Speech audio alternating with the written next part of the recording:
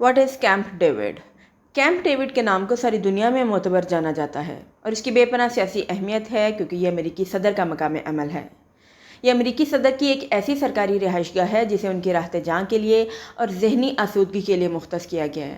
یہاں امریکی صدور، فرسٹ فیملیز اور انہی کے مہمانوں کی توازو کی جاتی ہے اور ان کا یہاں پر جیسا وقت گزرتا ہے اس کے بیان کے لیے ہمیں therapeutic, rustic retreat, haven on earth, stress free environment, safe, healthy, uniquely private place, seclusion, bucolic site, relax, recreation, solitude اور ٹرینکولیٹی جیسے الفاظ سننے کو ملتے ہیں۔ سابق امریکی صدر رونالڈ ریگن کا کہنا ہے، as president the days I hated most were those of non-stop meetings, one after another, with no time in between to collect my thoughts. The days I liked best were those Fridays when I could break away a little early, about 3 or 3:30, and take off for Camp David.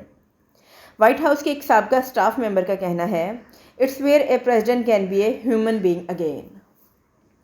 The site of Camp David was selected by President Franklin D. Roosevelt in 1942. He wanted to have a safe and healthy place within 100 miles around Washington DC. ابتدا میں انہوں نے اس کا نام شینگری-لا رکھا جس کا مطلب ہے The Heavenly Place. James Hilton ایک برٹش ناول نگار گزرے ہیں۔ ان کا ایک ناول ہے The Lost Horizon. اس میں وہ شینگری-لا کے نام سے ایک ہمالین پیراڈائز کا ذکر کرتے ہیں اور اسی سے متاثر ہو کر پریزیڈنٹ FDR نے اس خوبصورت جگہ کا نام شینگری-لا رکھا۔ بعد ازاں 1953 میں تقریباً 11 سال کے بعد پریزیڈنٹ آئزن ہاور نے اس جگہ کا نام تبدیل کیا and he renamed it in honour of his grandson David. Since then ہم اس جگہ کو کیمپ ڈیوڈ کے نام سے جانتے ہیں۔ 200 ایکڑ پر محیط یہ جگہ واشنگٹن DC سے تقریباً 60 میل کے فاصلے پر کیٹاکٹن ماؤنٹین پارک، فریڈرک کاؤنٹی، میری لینڈ میں واقع ہے۔ کیمپ ڈیوڈ اور واشنگٹن DC کے درمیان تقریباً 30 منٹ کی ہیلی کاپٹر رائڈ بنتی ہے۔ It is surrounded by tight security and it is maintained and operated by US Naval Command. امریکی سفارتکاری کی ایک روایت رہی ہے کہ اگر کسی غیر ملکی مہمان کی آمد کو ایک اسپیشل لک دینا ہو تو اس کے لیے وہ کیمپ ڈیوڈ کے وینیو کو منتخب کرتے ہیں، اور ایسی کسی بھی ملاقات کو ساری دنیا کا میڈیا باریک بینی سے دیکھتا ہے اور تجزیہ نگار ہمیں اس کی اسٹریٹجک امپورٹنس بتلاتے نظر آتے ہیں۔ Camp David has a long list of historical diplomatic visits, اور یہاں پہ وزٹ کی بڑی انفارمل سی سیٹنگز آپ آبزرو کرتے ہیں۔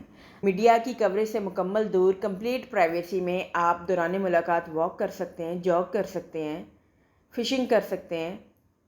انٹرنیٹ پر ہمیں بہت سی ایسی تصاویر ملتی ہیں جس میں ورلڈ لیڈرز جو ہیں وہ کیمپ ڈیوڈ میں فشنگ کر رہے ہیں، ڈرائیونگ کر رہے ہیں اور بہت ساری انڈور اور آؤٹ ڈور ایکٹیویٹیز کو انجوائے کر رہے ہیں۔ Former British Prime Minister Winston Churchill was the first foreign leader to visit Camp David in 1943. It was a period of Second World War. نکیتا خروچیف پہلے سوویت لیڈر تھے جنہیں کیمپ ڈیوڈ میں مدعو کیا گیا، and it was the time of Cold War in 1959. President Jimmy Carter wanted to solve the territorial disputes between Egypt and Israel. اور اس کے لیے انہوں نے اسرائیل کے وزیر اعظم میناکیم بیگن اور مصر کے صدر انور سادات کو کیمپ ڈیوڈ مدعو کیا۔ 13 دن کی بائی لیٹرل اور ٹرائی لیٹرل ملاقاتوں کے بعد ایک امن معاہدہ ترتیب پایا جسے ہم کیمپ ڈیوڈ اکارڈز کے نام سے جانتے ہیں۔ انہی امن کی کوششوں کے اعتراف میں میناکیم بیگن اور انور سادات کو نوبل پیس پرائز سے بھی نوازا گیا۔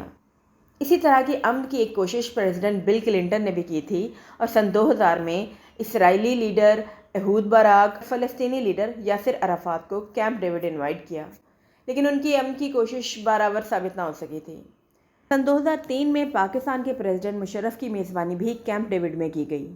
اس وقت پاکستان امریکہ کی وار آن ٹیرر کا ایک اہم اتحادی تھا۔ سن 2012 میں پریزیڈنٹ باراک اوباما نے G8 سمٹ کے انعقاد کے لیے بھی کیمپ ڈیوڈ کے وینیو کو منتخب کیا، and it was the largest gathering of foreign leaders there in Camp David.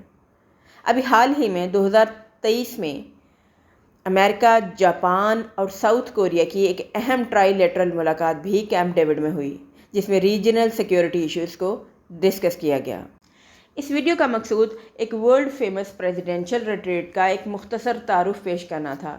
تفصیل کے لیے لنکس ڈسکرپشن میں اٹیچ کر دیے گئے ہیں، آپ خود اس کو پڑھیں اور اس کے بارے میں جانکاری لیں۔ بہت شکریہ۔